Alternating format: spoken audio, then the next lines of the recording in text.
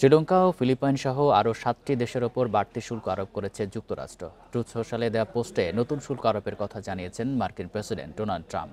Bundle থাকলে প্রতি সেনমানিতে টাকা বাঁচবে।